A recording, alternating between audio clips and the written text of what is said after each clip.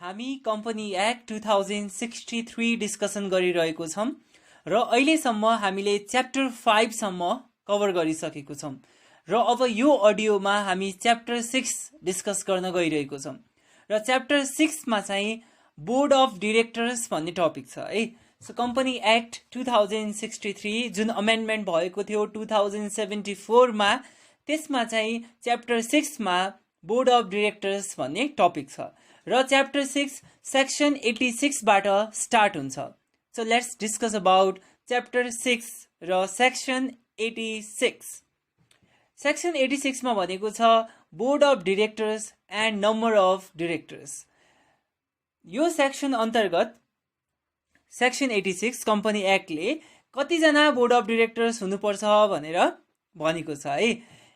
अब यदि private company हो भने उनीहरूले आफ्नो आर्टिकल अफ एसोसिएसनमा जुन लेखेको छ त्यति नै उनीहरूले बोर्ड अफ डाइरेक्टर बनाउन मिल्यो र अपोइन्ट गर्न मिल्यो। तर एउटा रुल चाहिँ नयाँ थप भएको छ अमेन्डमेन्ट 2074 बाट कि उनीहरूको पनि डाइरेक्टरको जुन म्याक्सिमम लिमिट छ 11 जना क्रस गर्न पाउँदैन भनेर भर्खर आएको नियम हो। तर पहिला 2063 मा जब कम्पनी एक्ट फर्मुलेट भएको थियो त्यो टाइममा चाहिँ प्राइभेट कम्पनीमा कति डाइरेक्टर हुनुपर्छ भनेर चाहिँ तोकेको थिएन। जुन आर्टिकल अफ एसोसिएसनमा लेखेको थियो त्यही अनुसार नै उनीहरूले डाइरेक्टर बनाउन मिल्थ्यो। अहिले पनि प्राइभेट कम्पनीहरूले चाहिँ आर्टिकल अफ एसोसिएसनमा जे लेखेको छ त्यो अनुसार नै उनीहरूले डाइरेक्टरलाई एपोइन्ट गर्न त पाउँछ। तर एउटा नयाँ नियम के आएको छ भन्दाखेरि उनीहरूले पनि पब्लिक कम्पनी जस्तै 11 जना भन्दा बेसी डाइरेक्टरहरू अपोइन्ट गर्न पाउँदैन। सो उनीहरूको पनि म्याक्सिमम लिमिट डाइरेक्टर अपोइन्ट गर्ने भनेको 11 जना हो। तर यदि पब्लिक कम्पनी हो भने पब्लिक कम्पनीमा चाहिँ क्राइटेरिया हुन्छ है। मिनिमम 3 जना बोर्ड अफ डाइरेक्टर र म्याक्सिमम 11 जना बोर्ड अफ डाइरेक्टर हुनुपर्छ। अगेन म भन्छु प्राइभेट कम्पनीमा चाहिँ तपाईको 1 जना 2 जना भनेर भनेको छैन। अहिले नयाँ एमेन्डमेन्ट जुन भएको छ त्यो अनुसार चाहिँ आर्टिकल अफ एसोसिएसनमा जे लेखेको छ त्यो अनुसार उनीहरूले बोर्ड अफ डाइरेक्टर मेन्टेन गर्न सक्छ। तर 11 जना क्रस हुनु भएन भनेर मात्र भनेको छ। तर पब्लिक कम्पनीको केसमा चाहिँ मिनिमम 3 जना हुनुपर्छ र म्याक्सिमम 11 जना चाहिँ हुनुपर्छ है। त्यो चाहिँ हाम्रो पब्लिक कम्पनीको केसमा हो। त्यसै गरी यदि तपाईको पब्लिक कम्पनी हो भने एटलिस्ट 1 जना के हुनुपर्छ त फिमेल बोर्ड अफ डाइरेक्टर हुनुपर्छ है। सो रिमेम्बर यदि तपाईले के गर्दै हुनुहुन्छ पब्लिक कम्पनीमा बोर्ड अफ डाइरेक्टरलाई अपोइन्ट गर्दै हुनुहुन्छ भने तपाईको त्यो बोर्ड अफ डाइरेक्टरमा 1 जना फिमेल बोर्ड अफ डाइरेक्टर हुनुपर्छ त्यही शेयर होल्डर मध्ये। त्यसै गरी त्यही शेयर होल्डर भनेको फिमेल शेयर होल्डर मध्ये है। त्यसै गरी यदि तपाईको बोर्ड अफ डाइरेक्टरमा 7 जना के हुनुहुन्छ डाइरेक्टर हुनुहुन्छ भने त्यो केसमा चाहिँ 1 जना इन्डिपेन्डेन्ट डाइरेक्टर हैन। तपाईको अब बोर्ड अफ डाइरेक्टरमा 7 जना भन्दा बेसी डाइरेक्टर हुनुहुन्छ भने त्यस्तो केसमा चाहिँ इन्डिपेन्डेन्ट डाइरेक्टर चाहिँ 2टा हुनुपर्छ है। Let me repeat again. Private कम्पनीको केसमा के हुनुपर्छ 1-2 जना भनेर तोकेको छैन। म्याक्सिमम 11 जनासम्म हुन पायो प्राइभेट कम्पनीको केसमा। तर पब्लिक कम्पनीको केसमा मिनिमम 3 जना हुनै पर्छ र म्याक्सिमम 11 जना हो है। र त्यो 3 जना र 11 जना जुन हामी बनाउँछौँ बोर्ड अफ डाइरेक्टर त्यसमा चाहिँ 1 जना फिमेल बोर्ड अफ डाइरेक्टर हुनै पर्छ जुन फिमेल शेयर होल्डरबाट सिलेक्ट हुनुपर्छ। त्यसै गरी यदि तपाईको कम्पनीमा 7 जनाको तपाईले बोर्ड अफ डाइरेक्टर बनाउनु भयो भने त्यसमा चाहिँ 1 जना इन्डिपेन्डेन्ट डाइरेक्टर हुनै पर्छ है। तर होइन तपाईले 7 जना भन्दा बेसीको बोर्ड अफ डाइरेक्टर बनाउनु भएको छ भने त्यस्तो केसमा तपाईको कम्पनीमा कम्तीमा पनि 2 जना इन्डिपेन्डेन्ट डाइरेक्टर हुनुपर्छ। र अर्को कुरा के बुझ्नुस् भन्दाखेरि त्यो जुन बोर्ड अफ डाइरेक्टर तपाईले एपोइन्ट गर्नु भएको छ छान्नु भएको छ त्यही बोर्ड अफ डाइरेक्टर मध्ये 1 जना चाहिँ के गर्नुपर्छ त्यही डाइरेक्टरहरूले 1 जनालाई चेयरम्यान भनेर छान्ने गरेको छ है। सो यो थियो हाम्रो बोर्ड अफ डाइरेक्टर र number of board of director भनेर जुन सेक्सन 86 ले कम्पनी एक्टले जनाए अनुसार। Okay, section 87 appointment of directors भनेको छ है। ओके, यसमा चाहिँ के भन्न खोजेको भन्दाखेरि जुन डिरेक्टरहरू छ युजली तिनीहरूलाई चाहिँ एनुअल जेनरल मिटिङबाट अपोइन्ट गरिन्छ, जुन हामीले हिजो डिस्कसन गरिसक्यौँ हैन। जुन हाम्रो मिटिङ हिजो हामीले के पढेको थियौँ, जेनरल मिटिङ। सो च्याप्टर 5 मा जेनरल मिटिङ छ र जेनरल मिटिङबाट डिरेक्टरहरू अपोइन्ट गर्छ भनेर चाहिँ हामीले हिजो डिस्कसन गरिसक्यौँ र यो सेक्सन 87 मा पनि अपोइन्टमेन्ट अफ डिरेक्टर्सको कुरा आएको छ र यसमा नि फर्स्टमा भनेको छ कुनै पनि कम्पनीको डिरेक्टर छान्ने हो भने त्यो चाहिँ एनुअल जेनरल मिटिङबाट छान्ने गरिन्छ या जेनरल मिटिङबाट छान्ने गरिन्छ। तर अब तपाईँको यो नयाँ कम्पनी हो हैन, चाहे पब्लिक कम्पनी होस् चाहे प्राइभेट कम्पनी होस्, अब तपाईँको नयाँ कम्पनी छ भने जेनरल मिटिङ त भएको हुँदैन। त्यस्तो केसमा चाहिँ प्रोमोटरले चाहिँ के गर्न सक्छ त, त्यस्तो डिरेक्टरहरूलाई अपोइन्ट गर्न सक्छ। कुन बेलासम्म भनेपछि तपाईँको एनुअल जेनरल मिटिङ नहुन्जेलसम्म, फर्स्ट एनुअल जेनरल मिटिङ जबसम्म हुँदैन तबसम्मको लागि प्रमोटरले डिरेक्टरलाई छान्न पाउँछ या अपोइन्ट गर्न पाउँछ। र त्यसै गरी कहिलेकाहीँ के हुनसक्छ भन्दाखेरि एनुअल जेनरल मिटिङबाट तपाईँहरूले डिरेक्टर सिलेक्ट गर्नुभयो हैन, तर अब केही कारणले गर्दाखेरि डिरेक्टरको पोस्ट चाहिँ अब भ्याकेन्ट भयो है। त्यस्तो केसमा चाहिँ जुन बोर्ड अफ डिरेक्टरहरू छन् उनीहरूले चाहिँ एकजना डिरेक्टरलाई के गर्न सक्छन्, जुन भ्याकेन्ट सिट छ त्यो सिटमा चाहिँ अर्को डिरेक्टरलाई अपोइन्ट गर्न सक्छन् र त्यो चाहिँ अब भोटिङबाट हुन्छ। अब कुनै बेला बोर्ड अफ डिरेक्टर प्रेजेन्ट हुन सक्नु भएन त्यो भोटिङ गर्नलाई भने त्यस्तो केसमा त्यो रेस्पेक्टिभ बोर्ड अफ डिरेक्टरले के गर्नुपर्छ, इन्फर्मेसन दिनुपर्छ र आफ्नो ठाउँमा अर्को अल्टरनेट डिरेक्टरलाई चाहिँ पठाएर भोटिङ राइट दिन सक्नुहुन्छ है। सो यो चाहिँ हाम्रो सेक्सन 87 अन्तर्गत छ। Section 88 shares qualification of director. यसले के भनेको छ भन्दाखेरि एउटा डिरेक्टर हुनको निमित्त कम्पनीमा कतिवटा सेयर आवश्यक छ, त्यो व्यक्तिले कतिवटा सेयर होल्ड गरेको हुनुपर्छ, तब मात्र ऊ डिरेक्टरको लागि एलिजिबल हुन्छ भनेर चाहिँ सेक्सन 88 ले भनेको छ। अनि यो सेक्सन 88 अनुसार के छ भन्दाखेरि एउटा डिरेक्टर हुनको निमित्त कति सेयर होल्ड गर्नुपर्छ भनेर चाहिँ तपाईँको आर्टिकल अफ एसोसिएसनमा मेन्सन गरेको हुनुपर्छ। इन केस आर्टिकल अफ एसोसिएसनमा त्यो कुरा मेन्सन छैन भने कम्पनी एक्ट अनुसार एउटा डिरेक्टरको लागि एलिजिबल हुनको निमित्त त्यो व्यक्तिले कम्तीमा पनि त्यो कम्पनीको 100वटा सेयर एटलिस्ट 100वटा सेयर चाहिँ होल्ड गरेको हुनुपर्छ भनेर कम्पनी एक्ट 2063 ले डिनोट गरेको छ र यो सेक्सन 88 मा रहेको छ। Section 89 circumstances where one is disqualified to be appointed or continue to hold office of director। अब कुन कुन सर्कमस्टेन्सेसहरुमा जुन डिरेक्टर छ त्यो डिस्क्वालिफाइड हुन्छ भनेर चाहिँ भनेको छ है। सो कुन कुन सर्कमस्टेन्सेसमा एउटा डिरेक्टर डिस्क्वालिफाइड हुन सक्छ या डिरेक्टर हुन नै डिस्क्वालिफाइड हुन सक्छ भनेर भनेको छ सेक्सन 89 ले। सो केही सर्कमस्टेन्सेसहरु छन् जुन हामी डिस्कस गर्छौं। फर्स्ट त यदि कुनै व्यक्ति पब्लिक कम्पनीको केसमा यदि कुनै व्यक्ति 21 वर्ष भन्दा मुनिको एजको छ भने त्यस्तो केसमा डिरेक्टर हुन पाउँदैन। त्यसैगरी कोही व्यक्ति के छ इन्सेन छ या अनसाउन्ड माइन्डको छ भने त्यो व्यक्ति पनि कुनै पनि पब्लिक कम्पनी या प्राइभेट कम्पनीको डिरेक्टर हुन पाउँदैन। त्यसैगरी कुनै व्यक्ति इन्सल्भेन्ट डिक्लेयर्ड भएको छ र 5 वर्ष कटेको छैन भने त्यस्तो केसमा पनि डिरेक्टर हुन पाउँदैन। त्यसैगरी कुनै व्यक्तिले करप्सन गरेको के भएको छ कन्भिक्ट भएको छ, कुनै व्यक्तिले करप्सन गरेको देखिएको छ भने त्यस्तो केसमा पनि त्यो व्यक्ति डिरेक्टर हुन पाउँदैन। यदि प्राइभेट कम्पनी हो भने 3 वर्ष कटिसक्यो भने चाहिँ उले पायो हैन, तर पब्लिक कम्पनीमा त्यसले डिरेक्टर हुन पाउँदैन। त्यसैगरी कुनै व्यक्ति फ्रड गरेको पाइएको छ या कम्पनीको गुड्सहरु मिसयुज गरेको पाएको छ आफ्नो अथोरिटी लिएर, त्यस्तो केसमा पनि त्यो व्यक्ति के हुन पाउँदैन डिरेक्टर हुन पाउँदैन। त्यसैगरी कुनै व्यक्तिले आफ्नो पर्सनल इन्ट्रेस्ट छ या आफ्नो पर्सनल बिजनेसको निमित्त के गरिरहेको छ ट्रान्ज्याक्सन गर्न खोजिरहेको छ त्यो कन्सर्न कम्पनीसँग डिरेक्टर भएर भने त्यस्तो व्यक्ति पनि डिरेक्टरबाट डिस्क्वालिफाइड हुन्छ। र त्यसैगरी कुनै व्यक्ति अर्को कम्पनीको पनि के छ त डिरेक्टर छ या सब्सटेन्सियल शेयर होल्डर छ या एम्प्लोइ छ या अडिटर छ भने या एडभाइजर छ भने त्यस्तै अर्को कम्पनीको भने त्यस्तो केसमा डिरेक्टर हुन पाउँदैन। तर प्राइभेट कम्पनीको केसमा चाहिँ हुन पायो, पब्लिक कम्पनीमा चाहिँ त्यो पनि लागू हुँदैन है।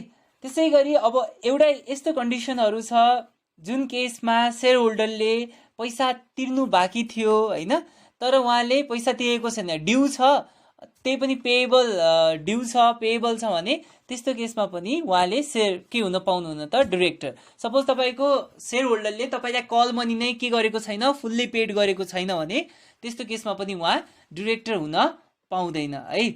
अनि त्यसै गरी अहिले धेरै स्पेशल बिजनेस क्यारी गरेका पब्लिक कम्पनीहरू छन्, जस्तै ब्याङ्किङहरू छन्। ब्याङ्किङहरूको आफ्नै सर्कुलर हुन्छ जुन नेपाल राष्ट्र ब्याङ्कले पब्लिस गर्छ। त्यसै गरी इन्सुरेन्स कम्पनी छ, उसको आफ्नै सर्कुलर छ डिरेक्टर हुनको निमित्त के कुराहरू चाहियो भनेर होइन। सो त्यो प्रिभेलिङ लहरू त्यस्तो स्पेसिफिक बिजनेस क्यारी गरेका जुन पब्लिक कम्पनीहरू छन् उनीहरूको नियमअनुसार पुगेन भने पनि उसले डिरेक्टर हुन पाउँदैन। कम्पनी एक्टको त छँदैछ, प्लस केही स्पेशल बिजनेसहरू जस्तै ब्याङ्कहरू छन् पब्लिक कम्पनीहरू होइन, त्यसरी नै इन्सुरेन्स कम्पनीहरू छन् उनीहरू पब्लिक कम्पनीहरू। सो उनीहरूको आफ्नो जुन प्रिभेलिङ ल छ त्यो ल अनुसार पनि पुग्नु पर्यो, तब मात्र डिरेक्टर हुन पाउँछ। ठिक छ, ओके। अनि अघि अस्ति हामीले भनेको थियौँ कि तपाईँको जुन एनुअल जनरल मिटिङ हुन्छ त्यसपछि त्यसको रिटर्न जुन हुन्छ कसलाई बुझाउनु पर्ने हुन्छ, कम्पनी रेजिस्ट्रार अफिसलाई। यदि कुनै कम्पनीले पब्लिक कम्पनीले 3 वर्षसम्म त्यस्तो कन्टिन्युअस कन्जुकेटिभ भनौँ है, कन्जुकेटिभ 3 वर्षसम्म त्यस्तो फिनेन्सियल डेटाहरू बुझाएको छैन या तपाईँको त्यो त्यस्तो रिटर्नहरू बुझाएको छैन भने त्यस्तो केसमा पनि त्यस्तो डिरेक्टरहरू एलिजिबल हुँदैनन् र डिस्क्वालिफाइड हुन्छन् है। अनि त्यसै गरी अब आउँछ इन्डिपेन्डेन्ट डिरेक्टरहरू को हुन पाउँदैन।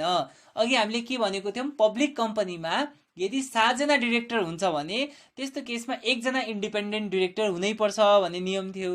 र तपाईँको 11 जना 7 जना भन्दा बेसी डिरेक्टर भएको केसमा चाहिँ 2 जना इन्डिपेन्डेन्ट डिरेक्टर हुनुपर्छ भनेर डिस्कस गरेको थियौँ भने अब कुन व्यक्ति इन्डिपेन्डेन्ट डिरेक्टर हुन पाउँदैन भन्ने क्वेसन आएको छ।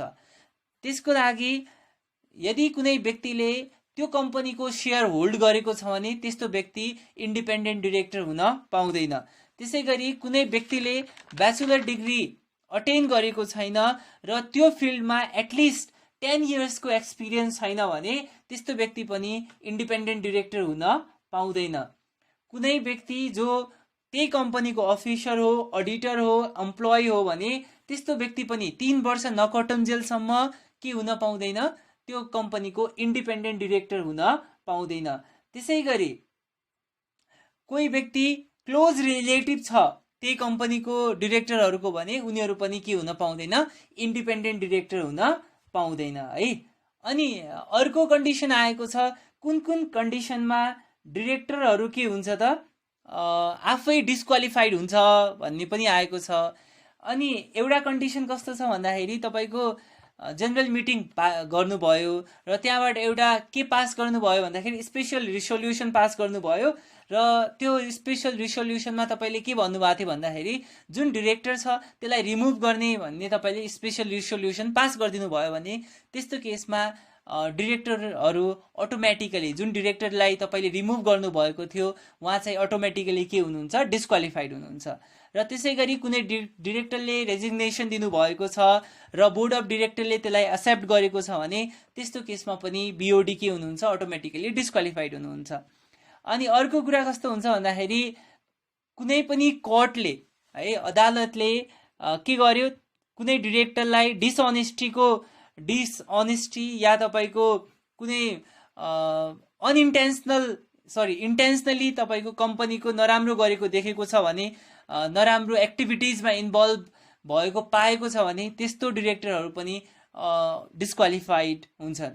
र त्यसै गरी कुनै डिरेक्टरलाई ब्ल्याक लिस्टमा राखिदियो है, त्यस्तो केसमा पनि के हुन्छ त डिरेक्टरहरू डिस्क्वालिफाइड हुन्छ। अब सेक्सन 90 मा टेन्युर अफ डिरेक्टर्स भनेको छ। टेन्युर्स अफ डिरेक्टर भनेको टर्म अफ डिरेक्टर, एउटा डिरेक्टरले कति वर्षसम्म डिरेक्टर भएर बस्न पाउँछ भनेर सेक्सन 90 मा भनेको छ। यदि त्यो प्राइभेट कम्पनी हो भने त्यसमा चाहिँ उनीहरूले जुन आर्टिकल अफ एसोसिएसनमा लेखेको छ त्यही अनुसार गर्न पायो है। प्राइभेट कम्पनीहरूलाई धेरै रेस्ट्रिक्सन पनि छैन, ठिक छ। सो प्राइभेट कम्पनीको केस हो भने त्यस्तो केसमा चाहिँ तपाईँको जुन आर्टिकल अफ एसोसिएसनमा मेन्सन गरिएको छ त्यो भयो, पुग्यो। तर in case of public company हो भने उनीहरूले पनि आर्टिकल अफ एसोसिएसनमा मेन्सन गरे अनुसार नै हुनुपर्छ। तर एउटा डिरेक्टरको टाइम पिरियड 4 वर्ष कट्नु भएन। एउटा डिरेक्टरको म्याक्सिमम टाइम पिरियड भनेको 4 वर्ष हुनुपर्छ कम्पनी एक्ट अनुसार है। यो चाहिँ पब्लिक कम्पनीको लागि हो। तर प्राइभेट कम्पनीलाई त्यस्तो कुनै पनि तोकेको छैन। र इन केस कुनै पब्लिक कम्पनीमा गभर्मेन्ट अफ नेपालले या कुनै कर्पोरेट बडीले, जस्तै अब सिटिजन इन्भेस्टमेन्ट ट्रस्टको के हुनसक्छ, धेरै सेयर हुनसक्छ एउटा ब्याङ्कमा। अब त्यो ब्याङ्कमा सिटिजन इन्भेस्टमेन्ट ट्रस्टले पनि एउटा डिरेक्टर अपोइन्ट गरिदिएको हुनुपर्छ होइन, गरेको छ मानौँ भने आइदर गभर्मेन्ट अफ नेपालले आइदर त्यस्तो कर्पोरेट बडीले कुनै डिरेक्टरलाई अपोइन्ट गर्छ भने त्यस्तो केसमा त्यो म्याक्सिमम 4 इयर भन्ने चाहिँ रुल लागू हुँदैन। त्यस्तो केसमा उनीहरूले जबसम्म त्यो व्यक्तिलाई डिरेक्टर अपोइन्ट गर्न चाहन्छ तबसम्म डिरेक्टर अपोइन्ट गर्न पाउँछ। तर तपाईँको जुन जेनरल मिटिङबाट सिलेक्ट भएर जानुभएको डिरेक्टर हुनुहुन्छ उहाँहरूको चाहिँ म्याक्सिमम टाइम पिरियड भनेको 4 इयर्स हो भनेर कम्पनी एक्टको सेक्सन 90 मा मेन्सन गरिएको छ। Section 91 remuneration allowances reward of directors भनेर भनेको छ। सेक्सन 91 कम्पनी एक्टको सेक्सन 91 ले एउटा डिरेक्टरलाई कति रेमुनरेसन दिने, कति अलाउन्स दिने, कति रिवार्ड दिने भनेर खुलाउन खोजेको छ। सो तपाईँको चाहे मिटिङ अलाउन्स होस्, चाहे मन्थली रेमुनरेसन होस्, चाहे डेली अलाउन्स होस्, चाहे ट्राभलिङ अलाउन्सेसहरू होस्, जुनसुकै पनि अलाउन्सहरू, रिमेम्बर जुनसुकै पनि अलाउन्सहरू के गरेको हुनुपर्छ त, तपाईँको जेनरल मिटिङबाट पास गरेको हुनुपर्छ। र जुन जेनरल मिटिङबाट तपाईँको पास भएको छ त्यही अनुसारको अलाउन्स चाहिँ दिने गरिन्छ बोर्ड अफ डिरेक्टर्सहरूलाई या डिरेक्टर्सहरूलाई। तर अनि एउटा अर्को स्पेशल प्रोभिजन, यो चाहिँ एकदमै उ छ है, डिरेक्टर्सहरूलाई राम्रो इन्करेज गर्ने टाइपको उनीहरूले एउटा प्रोभिजन बनाएको छ कि उनीहरूले के गर्न सक्छ भन्दाखेरि एउटा स्पेशल रिजोल्युसन पास गर्न सक्छ जेनरल मिटिङमा, जुन अनुसार बोर्ड अफ डिरेक्टरहरूलाई नेट प्रफिट जति कम्पनीको भएको छ त्यसको 3% सम्म आफ्टर ट्याक्स है, तपाईँको इन्कम ट्याक्स तिरिसकेपछि नेट प्रफिटको इन्कम ट्याक्स तिरिसकेपछि 3% सम्म चाहिँ बोर्ड अफ डिरेक्टरलाई दिन सकिन्छ भन्ने चाहिँ प्रोभिजन बनाएको छ कम्पनी एक्टले। जस्तै अब अहिलेको त ब्याङ्कहरूको तपाईँको अलमोस्ट 4 अर्ब 3 अर्ब प्रफिट भएको हुन्छ प्रत्येक वर्ष भनेपछि उनीहरूलाई 3% दिने बित्तिकै कति हुन्छ त, अलमोस्ट 12-13 करोड जान्छ होइन। अनि बोर्ड अफ डिरेक्टर तपाईँको 7 जना, अनि तपाईँको एक वर्षमा 12-13 करोड 7 जनालाई दिनु भनेको त 1 को भागमा 1.5 करोड पर्नु हो होइन। So this is a very good provision for them है। यसले गर्दाखेरि उनीहरूलाई एकदमै हाइली इन्करेज गर्न सक्छ।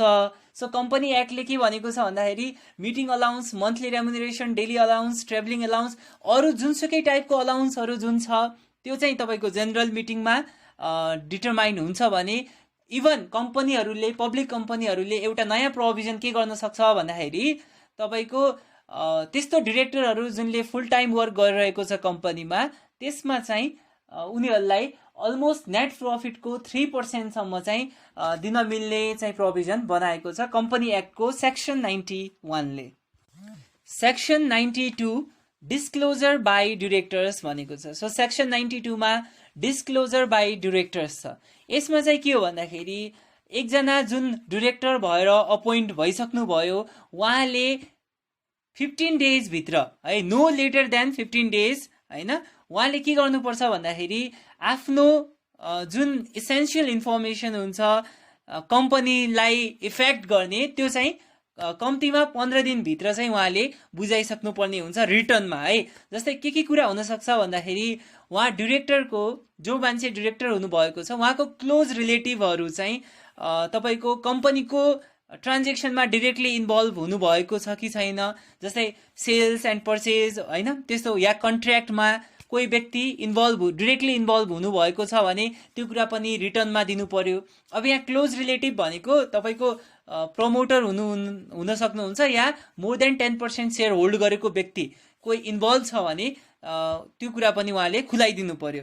त्यसै गरी जुन डिरेक्टर अपोइन्ट हुनुभएको छ उहाँको CEO chief executive officer appoint गर्नमा या कम्पनी सेक्रेटरी अपोइन्ट गर्नमा या कुनै officer of the company appoint गर्नमा इन्ट्रेस्ट छ भने त्यो कुरा पनि खुलाइदिनु पर्ने हुन्छ। त्यसै गरी उहाँ चाहिँ अरू कम्पनीको पनि डिरेक्टर हो भने चाहिँ त्यो कुरा पनि खुलाउनु पर्ने हुन्छ।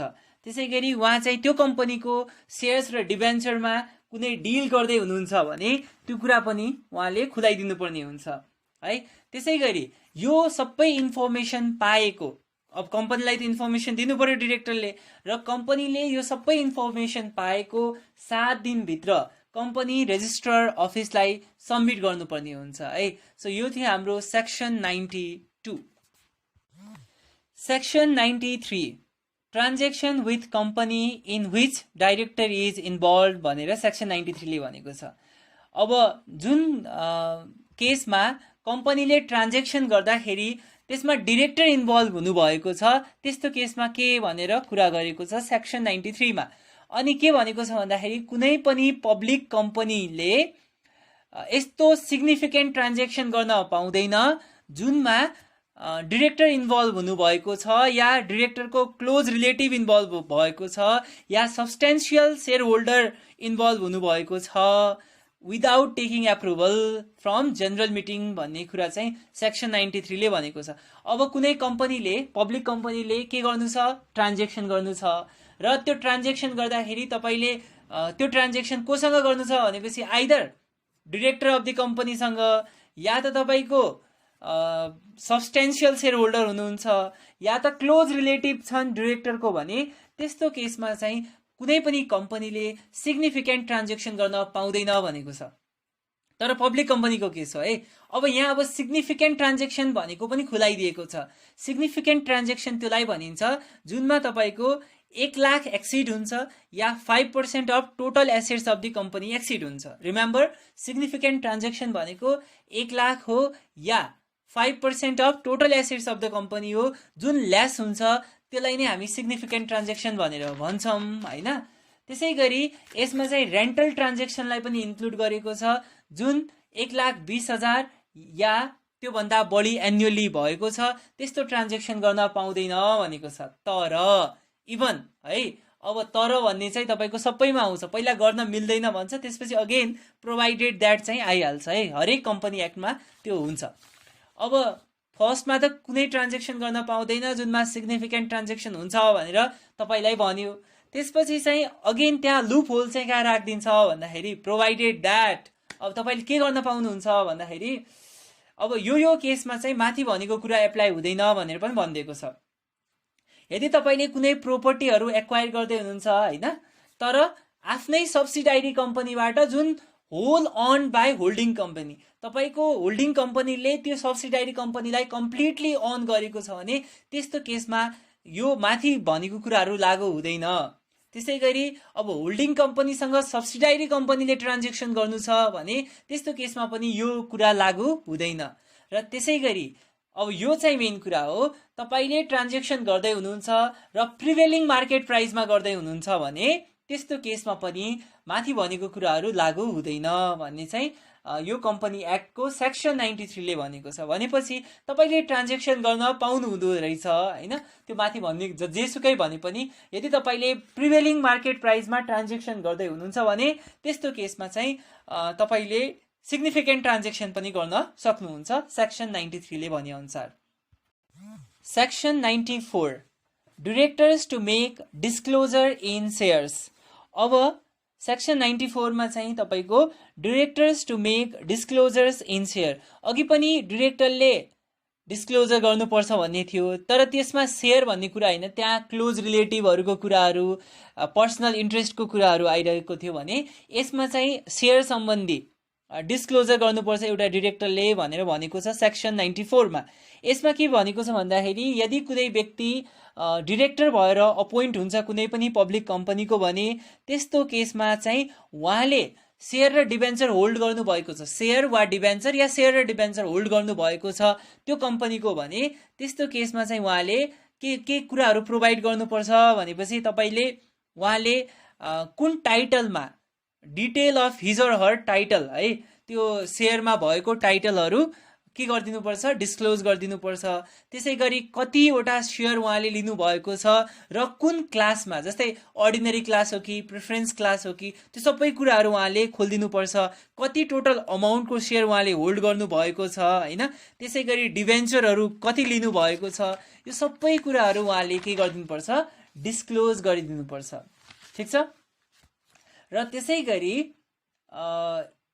यो सिचुएसनहरूमा डिरेक्टरले 15 दिनभित्र के गरिदिनुपर्छ अर्को इन्फर्मेसन रिटर्न इन्फर्मेसन कम्पनीलाई प्रोभाइड गर्नुपर्ने हुन्छ। कुन कुन सिचुएसनमा भनेपछि यदि डिरेक्टरले अब कुनै त्यही कम्पनीको नयाँ सेयर उहाँले एक्वायर गर्दै हुनुहुन्छ या उहाँले त्यो कम्पनीको सेयरहरू बेच्दै हुनुहुन्छ भने त्यस्तो केसमा पनि कम्पनीलाई 15 डेज अर्लियर नै के गरिदिनुपर्छ नोटिस प्रोभाइड गरिदिनुपर्छ।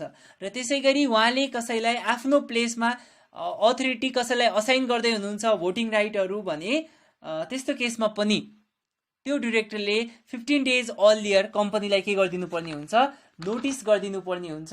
यो चाहिँ हाम्रो कहिले थियो त सेक्सन 94 मा मेन्सन गरिएको छ। ठिक छ ल। Okay, section 95 powers and duties of board of director भनेको छ।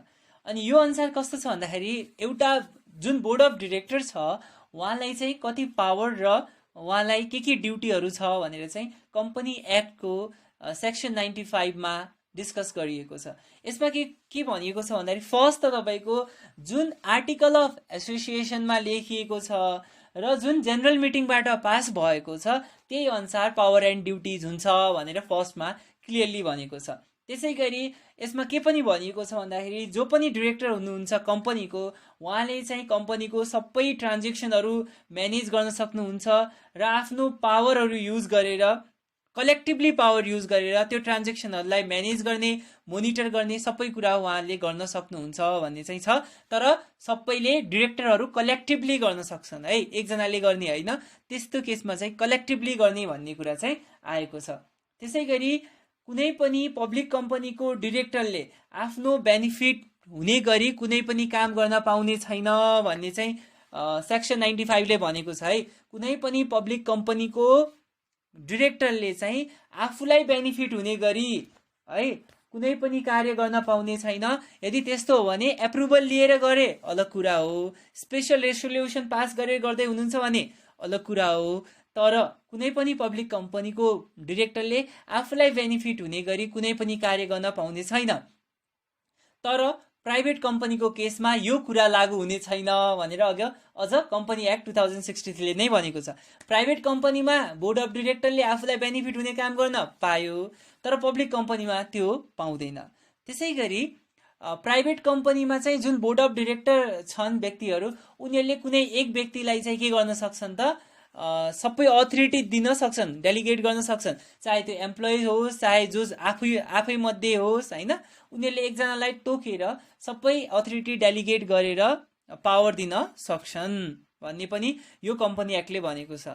त्यसै गरी इनकेस कुनै डिरेक्टरको कारण कम्पनीलाई लस हुन्छ, ड्यामेज हुन्छ भने त्यस्तो लस या ड्यामेज अथोरिटीमा नगएर भएको हो। सपोज डिरेक्टरको अथोरिटी चाहिँ केही थियो तर उहाँले आफ्नो त्यो अथोरिटीलाई एक्सिड गरेर कार्य गर्नुभयो र त्यसले गर्दाखेरि कम्पनीलाई लस भयो, ड्यामेज भयो भने त्यस्तो केसमा चाहिँ त्यो डिरेक्टरबाट पैसा रिकभर जुन लस ड्यामेज भएको त्यो रिकभर गर्न पाउने छ भनेर पनि यो कम्पनी एक्टले भनेको छ है। त्यसै गरी बोर्ड अफ डिरेक्टरसँग यो पावरहरू हुने छैन, तर स्पेशल रिजोल्युसन पास गरिएर मिटिङमा यो पावरहरू पनि युज गर्न पाउने छ। कुन कुन पावर भनेपछि तपाईँको सेयर होल्डरले कल मनी जुन दिएको छैन, धेरै सेयर होल्डरले अब तपाईँको कल मनी तिरेको छैन भने त्यो सेयर होल्डरलाई के गर्न पाउनेछ त कल मनीको लागि उनीहरूलाई कल गर्न पाउनेछ हैन। त्यसै गरी डिबेन्चर इस्यु गर्ने राइट पनि तपाईँले स्पेशल रिजोल्युसन पास गरेर मात्र पाउनुहुनेछ, नत्र आफै गर्न पाउँदैन। त्यसै गरी तपाईँले डिबेन्चर बाहेकको अरू जुन कम्पनीलाई चाहिने लोन हुन्छ त्यो पनि तपाईँले बरो गर्नलाई स्पेशल रिजोल्युसन पास गरेर मात्र पाउनुहुन्छ। त्यसै गरी तपाईँले कम्पनीको जुन फन्ड छ त्यसलाई यदि अरू कुनै ठाउँमा तपाईँले इन्भेस्ट गर्न चाहनुहुन्छ भने त्यस्तो केसमा पनि स्पेशल रिजोल्युसन पास गर्नुपर्छ मिटिङमा हैन। अनि त्यसै गरी तपाईँले लोन दिने जुन छ पावर टु मेक लोन, त्यस्तो केस पनि तपाईँले के गर्न सक्नुहुन्छ, दिन सक्नुहुन्छ, तर त्यसको लागि पनि स्पेशल रिजोल्युसन पास गर्नुपर्ने हुन्छ। ठिक छ। अनि त्यसै गरी कुनै बेला बोर्ड अफ डिरेक्टरलाई के लाग्यो भन्दाखेरि तपाईँले कुनै स्पेसिफिक बिजनेस हेर्नलाई या स्पेसिफिक टास्क हेर्नलाई तपाईँलाई सब कमिटी बनाउनु पर्यो भने है, त्यस्तो केसमा पनि बोर्ड अफ डिरेक्टरले सब कमिटी बनाएर अथोरिटीहरू के गर्न सक्छ, डेलिगेट गर्न सक्छ भनेर यो कम्पनी एक्टले भनेको छ, जुन चाहिँ कम्पनी एक्ट 2063 को सेक्सन 95 मा मेन्सन गरेको छ। Section 96 appointment of managing director, chief executive officer and management of company. So अब कंपनी एक्ट 2063 ले एउटा मैनेजिङ डाइरेक्टर अपॉइंट कसरी गरिन्छ र मैनेजमेंट अफ द कंपनीलाई कसरी अपॉइंट गरिन्छ भनेर चाहिँ तपाईको सेक्सन 96 मा डिफाइन गरिएको छ। फर्स्ट कुरा त जुन आर्टिकल अफ एसोसिएशन मा मेन्सन भएको छ त्यो अनुसार चाहिँ कंपनीले एकजना चीफ एक्जिक्यूटिव अफिसरलाई अपॉइंट गर्न सक्छ, मैनेजिङ डाइरेक्टरलाई अपॉइंट गर्न सक्छ र जुन फंक्शन्स, ड्यूटीज र पावरहरू छ त्यो चाहिँ तपाईको आर्टिकल अफ एसोसिएशन मा मेन्सन गरिएको अनुसार दिइन्छ या और तपाईको बोर्ड अफ डाइरेक्टरले जुन प्रिस्क्राइब गरेको छ त्यो अनुसार दिने गरिन्छ है। तर एउटा जुन मैनेजिङ डाइरेक्टरलाई तपाईले के गर्दै हुनुहुन्छ, अपॉइंट गर्दै हुनुहुन्छ, त्यस्तो केसमा चाहिँ एउटा एग्रीमेन्टबाट जानुपर्ने हुन्छ, जुनमा चाहिँ तपाईको अपॉइंटमेन्ट कसरी गर्ने, रेम्युनरेसन कसरी दिने, फेसिलिटीहरू के दिने भनेर सबै कुरा जनरल मिटिङमा स्पेसिफाई भएको हुनुपर्छ। ठीक छ। र कुनै पनि पब्लिक कम्पनीको जुन हाम्रो मैनेजिङ डाइरेक्टर हुनुहुन्छ या चीफ एक्जिक्यूटिव अफिसर, उहाँको मैक्सिमम टाइम पिरियड भनेको एक टाइममा चाहिँ 4 इयर हो र तपाईको एउटा कम्पनीमा 2 चोटि बस्न पाउनुहुन्छ। यो नियम चाहिँ हाम्रो कंपनी अनुसार छुट्टै छ, तर रिमेम्बर उहाँले मैक्सिमम टाइम पिरियड भनेको 4 इयर्स को हुन्छ एट अ टाइम। ठीक छ। ओके, यो चाहिँ थियो हाम्रो के त कसरी एमडी लाई हामी अपॉइंट गर्छौं भनेर।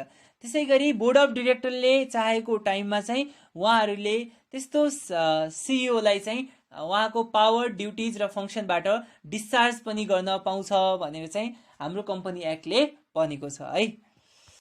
Section 97 meetings of board of director भनेको छ। अब बोर्ड अफ डाइरेक्टरको मिटिङ कसरी हुन्छ भनेर चाहिँ सेक्सन 97 ले भनेको छ है। र फर्स्टमा त तपाईको जुन आर्टिकल अफ एसोसिएशनमा मेन्सन गरिएको छ त्यही अनुसार बोर्ड अफ डाइरेक्टरको मिटिङ हुनुपर्छ भनेर चाहिँ कम्पनी एक्टले भनेको छ। तर अर्को कन्डिसन के दिएको छ भन्दाखेरि जुन मिटिङ हुन्छ त्यो at least 6 times in a year हुनै पर्छ है। कुनै पनि पब्लिक कम्पनी होस् चाहे प्राइभेट कम्पनी होस्, अब प्राइभेट कम्पनीले सबै डिटेलहरू दिँदैन, तर पब्लिक कम्पनीले सबै डिटेल दिनै पर्ने हुन्छ नि त, नोटिस पब्लिस गर्नै पर्ने हुन्छ। त्यस्तो केसमा चाहिँ तपाईको जुन बोर्ड अफ डाइरेक्टरको मिटिङ हुन्छ वर्षमा एटलिस्ट 6 टाइम चाहिँ हुनै पर्छ र तपाईको कुनै पनि 2 मिटिङको जुन ग्याप छ त्यो ग्याप चाहिँ तपाईको 3 महिना कट्नु हुँदैन। ठीक छ। एक मिटिङ आज भयो भने आजको आफ्टर 4 मन्थ अर्को मिटिङ गर्छु भन्न चाहिँ पाएन है। सो 3 मन्थको ग्याप हुनु पर्यो 2 मिटिङको बीचमा भनेर एटलिस्ट। ठीक छ, गुड। अनि त्यसै गरी जुन डाइरेक्टरहरू हुनुहुन्छ उहाँले सेल्फ प्रेजेन्ट हुनुपर्छ बोर्ड अफ डाइरेक्टरको मिटिङमा। हैन म कसै मान्छेलाई पठाउँछु मेरो रिप्रेजेन्टेटिभमा या प्रक्सी, म अथोरिटी दिएर कुनै व्यक्तिलाई पठाउँछु भनेपछि त्यस्तो चाहिँ गर्न पाउँदैन। र त्यसै गरी कुनै पनि बोर्ड अफ डाइरेक्टरको मिटिङ हुनको निमित्त कम्तीमा पनि है 51% of total number of director आउनुपर्छ। जस्तै तपाईको अब 4 जना 6 जना हुनुहुन्छ भने 3 जना भयो भने कति भयो, 50% भयो भने तपाईको 4 जना आउनै पर्ने भयो के। सो 51% एटेन्डेन्स हुनु पर्यो कसको, बोर्ड अफ डाइरेक्टरको। 7 जनाको हो भने तपाईले कतिजना आउनु पर्यो, 4 जना आउनु पर्यो। त्यसै गरी 8 जनाको हो भने तपाईको 5 जना आउनु पर्यो है। 4 जना भयो त 50% हुन्छ नि त। सो तपाईले के विचार गर्नु पर्यो भन्दाखेरि तपाईको बोर्ड अफ डाइरेक्टर एटलिस्ट 51% चाहिँ एटेन्डेन्स हुनुपर्छ। त्यसै गरी इन केस अब 51% पुगेन हैन भने के गर्ने भनेपछि 3 दिनको अर्को नोटिस दिने, 3 दिनपछि मिटिङ हुन्छ भनेर। अब तपाईले नोटिस पनि दिनुभयो, त्यही पनि अगेन 51% पुगेन भने त्यस्तो केसमा चाहिँ जुन डिसिजनहरू हुन्छ हैन त्यो मिटिङबाट भएको डिसिजन, अब यो मिटिङलाई कसैले रोक्न सक्दैन। जति व्यक्ति पनि आउनु भयो त्यो व्यक्तिले मिटिङ कन्डक्ट गर्न पायो र त्यो मिटिङमा भएको सबै डिसिजनहरू के हुन्छ त भ्यालिड हुन्छ भनेर चाहिँ यो कम्पनी एक्टले भनेको छ। ठीक छ। सो तपाईलाई त फर्स्टमा 51% डाइरेक्टर एटेन्डेन्स हुनै पर्यो। तर अब कहिलेकाहीँ अब 51% भएन भने तपाईले 3 डेजको अर्को नोटिस दिने, अनि त्यो 3 डेजको नोटिसमा पनि अर्को डाइरेक्टरहरू एटेन्ड हुनु भएन भने चाहिँ त्यस्तो केसमा मिटिङ गर्न पायो, जति डाइरेक्टरहरू आउनु भएको छ उहाँले मिटिङ गर्न पायो र त्यसमा बनाएको डिसिजनहरू पनि भ्यालिड हुन्छ भनेर चाहिँ भनेको छ। अब कहिलेकाहीँ के भइदिन्छ भन्दाखेरि अब 6 जना डाइरेक्टर आउनुभयो, ल सपोज 8 जना डाइरेक्टर आउनुभयो, 4 जनाले डिसिजनको फेभरमा भोट हाल्नुभयो र 4 जनाले चाहिँ अगेन्स्टमा भोट हाल्नुभयो। अब यहाँ के भइदियो, टाई भयो। यस्तो केसमा चाहिँ जुन चेयरपर्सन छ उहाँले एउटा एडिसनल भोट हाल्न सक्नुहुन्छ यो डिसिजनलाई चेन्ज गर्नलाई। अब उहाँले फेभरको अगेन्स्ट फेभरमा हाल्नुभयो भोट भने डिसिजन फेभरको भयो, अनि त्यसै गरी उहाँले अगेन्स्टमा हाल्नुभयो भने डिसिजन अगेन्स्टको भयो। सो यो राइट चेयरपर्सनलाई दिएको छ र उहाँले एउटा एडिसनल भोट चाहिँ हाल्न पाउनुहुन्छ भनेर चाहिँ यसमै भनेको छ। अब कहिलेकाहीँ के भइदिन्छ भन्दाखेरि तपाईँको बोर्ड अफ मिटिङ हुँदाखेरि कुनै डाइरेक्टरको लागि स्पेसिफिकली उहाँको पर्सनल बेनिफिट हुने डिसिजन पनि भइरहेको हुन्छ। त्यस्तो केसमा चाहिँ जो डाइरेक्टरको पर्सनल इन्ट्रेस्ट सम्बन्धी डिस्कसन भएको छ त्यस्तो केसमा चाहिँ त्यो डाइरेक्टरले चाहिँ भोट गर्ने राइट मिल्दैन भन्ने चाहिँ यो कम्पनी एक्टले भनेको छ। त्यसै गरी मिटिङमा भएको सबै कुराहरू एउटा माइन्युटमा राख्नुपर्छ र त्यसलाई सेपरेट बुकमा रेजिस्टर गर्नुपर्छ र एटलिस्ट त्यसमा जो प्रेजेन्ट हुनुभएको थियो डाइरेक्टर त्यो मध्ये 51% डाइरेक्टरको सिग्नेचर चाहिँ गराउनुपर्छ है। सपोज तपाईको 3 जना आउनु भएको थियो भने 3 जनाको 51% भनेको 2 जना कम्तीमा पनि 2 जनाको सिग्नेचर गराउनु पर्यो। सो त्यसरी नै 7 जना आउनु भएको थियो भने 4 जनाको साइन गराउनु पर्यो। ठीक छ। सो त्यो माइन्युटमा कम्तीमा पनि त्यति व्यक्तिको साइन गराउनु पर्छ र त्यो माइन्युटमा अर्को के कुरा लेख्नुपर्छ भन्दाखेरि को डाइरेक्टरले अपोजमा बोल्नु भएको थियो, त्यो डिसिजनको अगेन्स्टमा बोल्नु भएको थियो उहाँको बारेमा पनि त्यो माइन्युटमा लेख्नुपर्छ। र त्यसै गरी कुनै तपाईको डिसिजनमा डाइरेक्टरको सिग्नेचर छैन भन्दैमा त्यो डिसिजन इनभ्यालिड हुने चाहिँ होइन भनेर यही कम्पनी एक्टको सेक्सन 97 ले डिफाइन गरेको छ। ठीक छ। Good. Okay, section 98 notice of meeting of board of directors. अब तपाईले जुन बोर्ड अफ डाइरेक्टरको मिटिङ गर्नुहुन्छ त्यो नोटिस दिने काम कसले गर्छ र नोटिस कोले दिन सक्छ भन्ने चाहिँ सेक्सन 98 ले भनेको छ है। सो फर्स्टमा त तपाईको नोटिस दिने काम भनेको कम्पनी सेक्रेटरीको हो, चेयरपर्सनको हो, बोर्ड अफ डाइरेक्टरको हो, सिइओ को हो। ठीक छ। बोर्ड अफ डाइरेक्टर त नभनौँ, तपाईको चेयरपर्सनको हो, सिइओ को हो, कम्पनी सेक्रेटरीको हो है। सो यो मान्छेहरूले फर्स्टमा त कम्पनीको जुन बोर्ड अफ डाइरेक्टरको मिटिङ हुन्छ त्यसलाई कल गर्न सक्छ। अनि त्यसै गरी यदि कुनै डाइरेक्टरहरूले एटलिस्ट 25% डाइरेक्टर, सपोज 10 जना छन् भने 10 जना भनेपछि तपाईको 25% भनेको 3 जना बोर्ड अफ डाइरेक्टरले चाहिँ हामी यो कुरामा डिस्कस गर्न चाहन्छौँ र मिटिङ कल गर भनेपछि तपाईको मिटिङ कल गरिसक्नु पर्ने हुन्छ। त्यो रिक्वेस्ट आएको 15 दिनभित्र। ठीक छ। आज 1 गते छ र तपाईको 10 जना बोर्ड अफ डाइरेक्टर हुनुहुन्थ्यो, 10 जनाको 25% भनेको 2.53 भनौँ हैन। अब 3 जना डाइरेक्टरले के भन्यो भन्दाखेरि हामी केही स्पेसिफिक कुरामा डिस्कस गर्न चाहन्छौँ, बोर्ड अफ डिरेक्टरको मिटिङ कन्डक्ट गर भनेपछि विदिन 15 डेज, आज मैले भनेको 15 दिनभित्र चाहिँ के गर्नुपर्छ भन्दाखेरि तपाईँले मिटिङ कल गरिसक्नु परेको हुन्छ। इन केस त्यो मिटिङ कल गर्न सकेन भने त्यो डिरेक्टरहरूले नै आफै मिटिङ कल गर्न पाउँछ भन्ने पनि यो कम्पनी एक्टले भनेको छ। त्यसै गरी तपाईँले कहिले पनि कम्पनीको बोर्ड अफ डिरेक्टरको मिटिङ गर्नु छ भने हरेक बोर्ड अफ डिरेक्टरलाई के प्रोभाइड गर्नुपर्छ भन्दाखेरि त्यो मिटिङको एजेन्डा के हो हैन, अनि त्यसमा के डिस्कसन गरिनेवाला छ भनेर सबै कुराहरू पठाइदिनु पर्ने हुन्छ तपाईँले बोर्ड अफ डिरेक्टरलाई। तपाईँले कसरी पनि प्रोभाइड गर्न सक्नुहुन्छ यो नोटिस भनेपछि through the help of electronic means of communication, भनेपछि इमेलको द्वारा पनि तपाईँले खबर गर्न सक्नुहुन्छ भन्ने चाहिँ यो कम्पनी एक्टको सेक्सन 99 ले भनेको छ। Section 99 responsibilities and duties of directors भनेर सेक्सन 99 मा भनेको छ। र यो सेक्सन 99 अनुसार के छ भन्दाखेरि कुनै पनि डिरेक्टरले आफूलाई बेनिफिट, पर्सनली बेनिफिट हुने गरी कुनै पनि कम्पनीको ट्रान्जेक्सन कन्डक्ट गर्न पाउने छैन भनेर सेक्सन 99 ले भनेको छ।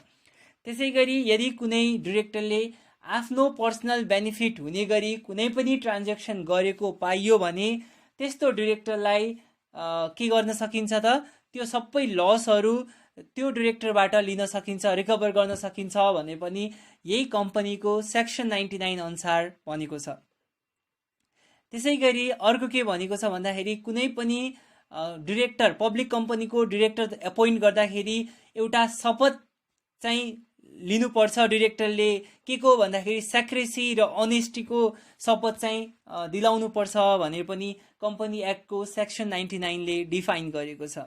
र हरेक कम्पनीको डिरेक्टरले चाहिँ आफ्नो ड्युटी डिस्चार्ज गर्दाखेरि अनेस्टी हुनुपर्छ, गुड फेथ हुनुपर्छ र आफ्नो कम्पनीको इन्ट्रेस्ट र बेनिफिटको लागि जानुपर्छ देन सेल्फ इन्ट्रेस्ट र सेल्फ बेनिफिट भन्ने कुराहरू भनेको छ। र त्यसै गरी त्यस्तो पावरहरू एक्सर्साइज गर्दाखेरि केयर, कौशन, विजडम, डिलिजेन्स र एफिसिएन्सीहरूको प्रयोग गर्नुपर्छ भनेर पनि तपाईको कम्पनी एक्टको सेक्सन 99 ले डिफाइन गरेको छ।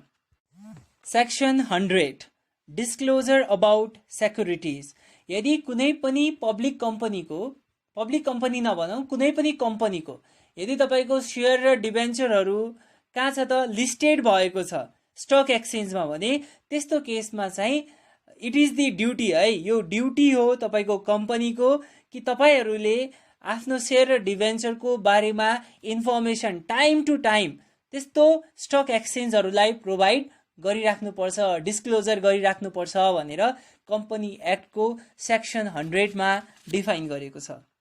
Section 101 prohibition on loans to officers or shareholders, यो सेक्सनले के भनेको छ भन्दाखेरि कुनै पनि कम्पनीले आफ्नो के गर्न मिल्दैन, अफिसर होस्, चाहे सब्सटेन्सियल शेयर होल्डर होस् या तपाईँको डिरेक्टर होस् हैन, कुनै पनि व्यक्तिलाई या त उहाँहरूको क्लोज रिलेटिभलाई होस् के दिन पाउँदैन भनेपछि लोन दिन पाउँदैन, फिनान्शियल एसिस्टेन्स दिन पाउँदैन भनेर भनेको छ। त्यति मात्र होइन कि उहाँहरूले कुनै अरू ठाउँबाट लोन लिएको छ भने तपाईँको कम्पनीले ग्यारेन्टी समेत दिन पाउँदैन भनेर भनेको छ। एक्सेप्ट तपाईँको जुन एम्प्लोइ ल छ, आर्टिकल अफ एसोसिएसनमा यदि मेन्सन गरिएको छ भने त्यस्तो केसमा एम्प्लोइलाई चाहिँ दिन पायो, त्यो बाहेकको कुनै अरूलाई तपाईँले लोन या फिनान्शियल एसिस्टेन्स दिन पाउँदैन भनेर चाहिँ सेक्सन 101 ले डिफाइन गरेको छ। Section 102 prohibition on giving false statement by officers भनेको छ। अब कहिलेकाहीँ के गर्न सकिन्छ भन्दाखेरि तपाईँको जुन बेला एनुअल जेनरल मिटिङ हुन्छ त्यो बेला चाहिँ अब कम्पनीको अफिसर्सहरूले तपाईँ के गर्यो भन्दाखेरि फल्स स्टेटमेन्ट दियो, फाइनेन्सियल स्टेटमेन्टहरू फल्स प्रोभाइड गर्यो, अनि त्यहाँबाट के देखायो भन्दाखेरि तपाईँको सेयर होल्डरलाई धेरै डिभिडेन्ड दिन सकिन्छ भन्ने देखायो भने त्यस्तो केसमा जुन अफिसरले फल्स स्टेटमेन्ट प्रोभाइड गरेको हो त्यो अफिसर पर्सनली लायबल हुनेछ जति पनि कम्पनीको लस हुन्छ भनेर चाहिँ कम्पनी एक्टको सेक्सन 102 ले डिफाइन गरेको छ है। Section 103 transaction with other person and jurisdiction of company भनेको छ। कुनै पनि ट्रान्जेक्सन गरेको छ कम्पनीले अरू व्यक्तिसँग भने कुनै पनि ट्रान्जेक्सनहरू भोइड या इनभ्यालिड हुने छैन। कहिले भन्दाखेरि यदि त्यो ट्रान्जेक्सनहरू तपाईँको ज्युरिसडिकेसनको बिहोइन गरेको छ या तपाईँको MOA को बिहोइन पनि छ भने त्यस्तो ट्रान्जेक्सनहरू पनि भोइड या इनभ्यालिड हुन पाउने छैन। बिकज अब त्यो भइसकेपछि त त्यो व्यक्तिलाई घाटा हुन्छ। तपाईँले होइन मैले MOA अनुसार गरेकै छैन भनेपछि ट्रान्जेक्सन इनभ्यालिड भन्ने बित्तिकै अर्को व्यक्तिलाई त घाटा हुन्छ नि त। सो त्यही भएर यदि कुनै पनि कम्पनीले के गरेको छ ट्रान्जेक्सन गरेको छ अरू व्यक्तिसँग भने त्यो कुनै कन्डिसनमा भोइड हुनेवाला छैन है, क्यान्सल हुनेवाला या इनभ्यालिड हुनेवाला छैन।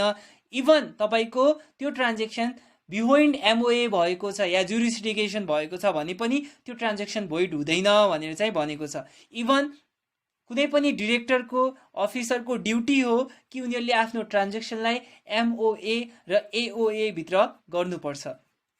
तर कुनै ट्रान्जेक्सन गरेन, मानौँ कुनै एउटा ट्रान्जेक्सन गर्यो विच वाज बिहोइन्ड MOA र AOA भने त्यस्तो ट्रान्जेक्सनहरू त्यस्तो कुराहरू रेक्टिफाइड गर्न मिल्नेछ कहाँबाट?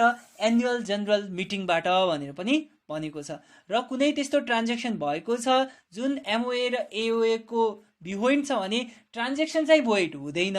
तर जुन व्यक्तिले गरेको he or she will be personally liable भनेर भनेको छ हाम्रो कम्पनी एक्टको सेक्सन 103 ले। Section 104 company to be bound भनेको छ। कुन कुन केसमा कम्पनी बाधिन्छ तपाईँको आफ्नै ट्रान्जेक्सनबाट भन्छ है। यस्तो केसमा जुन केसमा तपाईँको डकुमेन्ट साइन भएको छ अफिसरबाट या अथराइज पर्सन अफ अ कम्पनीबाट, त्यस्तो केसमा चाहिँ के हुन्छ त त्यो कम्पनीको लागि बाइन्डिङ हुन्छ है। त्यो कम्पनीले जुन कुरा लेखेको छ जुन कुरा साइन गरेको छ त्यो अथराइज पर्सनले त्यो कुरा गर्नै पर्ने हुन्छ भनेर हाम्रो सेक्सन 104 ले भनेको छ। त्यसै गरी कुनै कम्पनीको पब्लिक कम्पनी या प्राइभेट कम्पनीको एउटा व्यक्तिले ट्रान्जेक्सन गरेको छ विथ अ गुड फेथ, राम्रो फेथले गरेको छ भने त्यो कुरा चाहिँ के हुन्छ त बाइन्डिङ हुन्छ कम्पनीको निमित्त, चाहे त्यो MOA मा कन्टेन गरेको छ कि छैन, AOA मा लेखेको छ कि छैन, त्योसँग केही पनि मतलब हुँदैन भनेको छ है। गुड फेथमा गरेको काम चाहिँ के हुन्छ त इट वोन्ट बी रेस्ट्रिक्टेड भनेको छ कि सीधा यसमा के भनेको छ it won't have any restrictions र limitation on authority of the director or authorise person to do such transaction भनेको छ। MOA मा लेखेको होस् नलेखेको होस्, AOA मा लेखेको होस् नलेखेको होस् होइन, त्यस्तो गुड फेथमा गरेको ट्रान्जेक्सनलाई केही कुराले पनि के गर्न सक्दैन भनेको छ भन्दाखेरि रेस्ट्रिक्ट गर्न सक्दैन भनेर हाम्रो कम्पनी एक्टको सेक्सन 104 ले भनेको छ। तर अगेन यहाँ प्रोभाइडेड आइहाल्यो है। तर यदि त्यो व्यक्तिले आफ्नो अथोरिटी भन्दा एक्सेसमा गएर त्यस्तो काम गरेको छ भने त्यस्तो केसमा चाहिँ के हुन्छ त त्यो व्यक्ति पर्सनली लायबल हुनेछ पनि भनेको छ। ठिक छ। और एल्स के गर्न सकिन्छ भन्दाखेरि त्यो जेनरल मिटिङबाट स्पेशल रिजोल्युसन गराएर काम गर्न मिल्यो।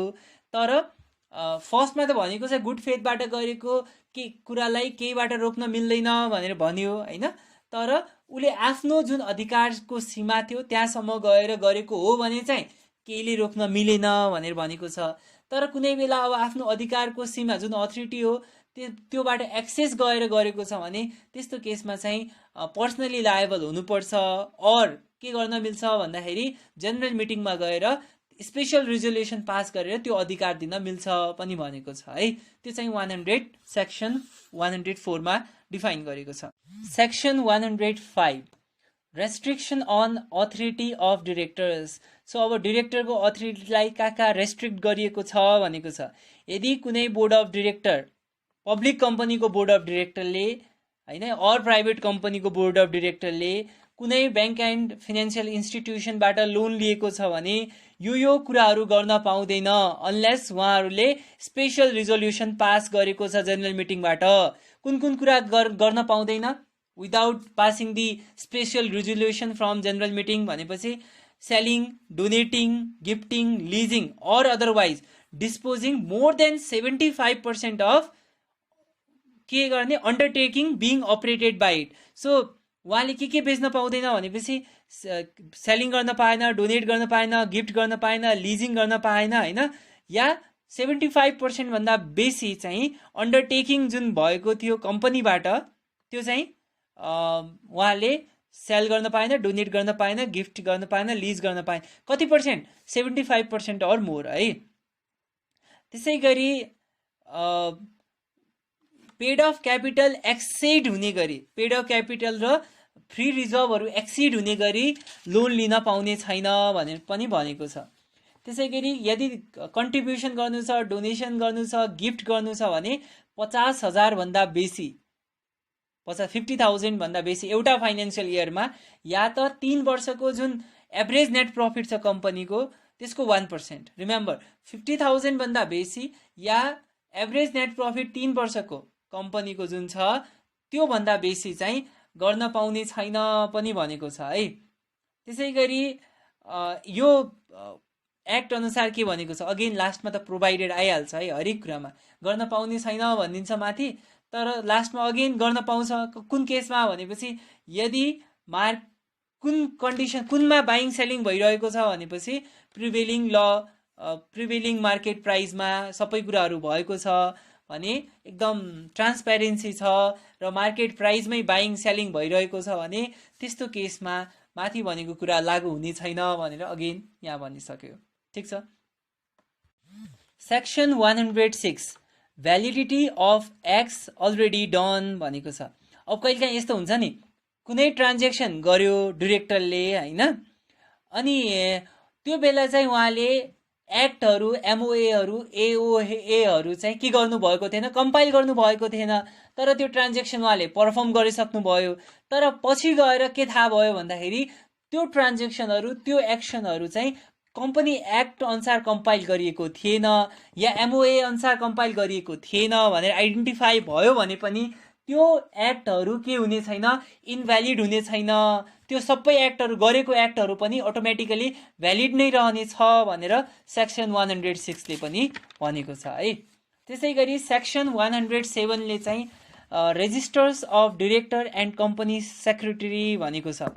हरेक कम्पनीले आफ्नो डिरेक्टर र कम्पनी सेक्रेटरीको के गर्नुपर्छ, एउटा सेपरेट रेजिस्टर मेन्टेन गर्नुपर्छ, जुनमा चाहिँ उहाँहरूको name, surname, address, citizenship, profession, occupation, यो सबै कुराहरू मेन्सन गरेको हुनुपर्छ। Date of appointment, date of removal, सबै कुराहरू मेन्सन गरेको हुनुपर्छ भनेर सेक्सन 107 ले पनि डिफाइन गरेको छ। सो यसका साथै हाम्रो आजको company act 2063, amendment in 2074, chapter 6 है, च्याप्टर 6 बोर्ड अफ डिरेक्टर भन्ने चाहिँ हाम्रो च्याप्टर एन्ड भएको छ।